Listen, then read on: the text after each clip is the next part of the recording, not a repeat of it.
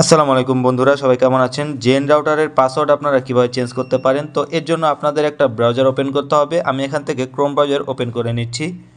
তো Chrome browser open করার পরে আপনারা এখানে সার্চ বারে লিখবেন ZAIN Zain router log in. Zain router log in এটা লেখে আপনারা সার্চে ক্লিক করে দেবেন। তো ক্লিক করার পরে আপনাদের সামনে সবার প্রথমে যে ওয়েবসাইটটি শো করবে এই ওয়েবসাইটটিতে ক্লিক করবেন। তো ক্লিক করার পরে আপনারা স্ক্রল করে একটু নিচের দিকে চলে আসবেন।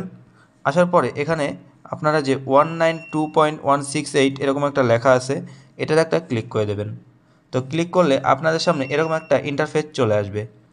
তো আসার পরে দেখতে পাচ্ছেন এখানে ইউজার নেম এবং পাসওয়ার্ড দিতে বলছে, দিয়ে আমাদের লগ ইন করে পাসওয়ার্ডটি চেঞ্জ করতে হবে।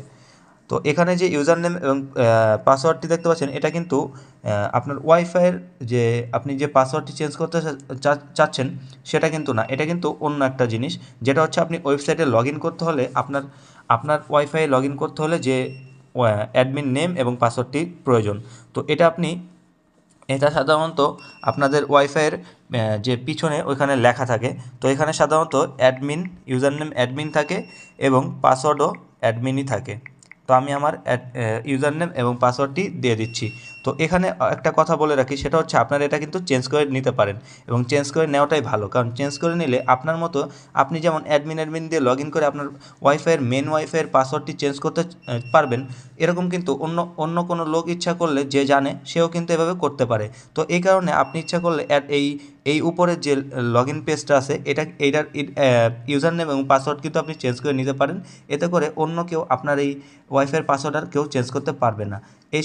এই সম্পর্কে একটা ভিডিও আমার অলরেডি করা আছে, এই ভিডিওর শেষে আপনারা সেটা দেখতে পারবেন। তো ওটা আপনারা অবশ্যই করে নেবেন। তো যাই হোক, আমি এবার এখানে লগ ইনে ক্লিক করে দিলাম। তো লগ ইনে ক্লিক করার সাথে সাথে আপনারা দেখতে পারবেন আপনাদের সামনে এরকম একটা ইন্টারফেস চলে আসবে। তো আপনাদের সামনে এরকম একটা ইন্টারফেস চলে আসার পরে আপনারা এখান থেকে ওকেতে প্রেস করে দেবেন এবং এখান থেকে দেখতে পারবেন আপনাদের ওয়াইফাইটা এখন বর্তমানে কয়জন চালাচ্ছে। তো দেখতে পাচ্ছেন আমার এখানে কিন্তু 3 জন চালাচ্ছে।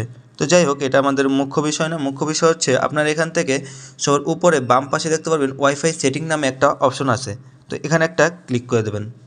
তো এখানে ক্লিক করার সাথে সাথে দেখতে পারবেন আপনার সামনে এরকম একটা ইন্টারফেস চলে আসবে। তো এবার এটা আমরা একটু জুম ইন করার পরে দেখতে পারবেন এখানে কিন্তু লেখা আছে, দেখুন এখানে কিন্তু ওয়াইফাই পাসওয়ার্ড লেখা আছে।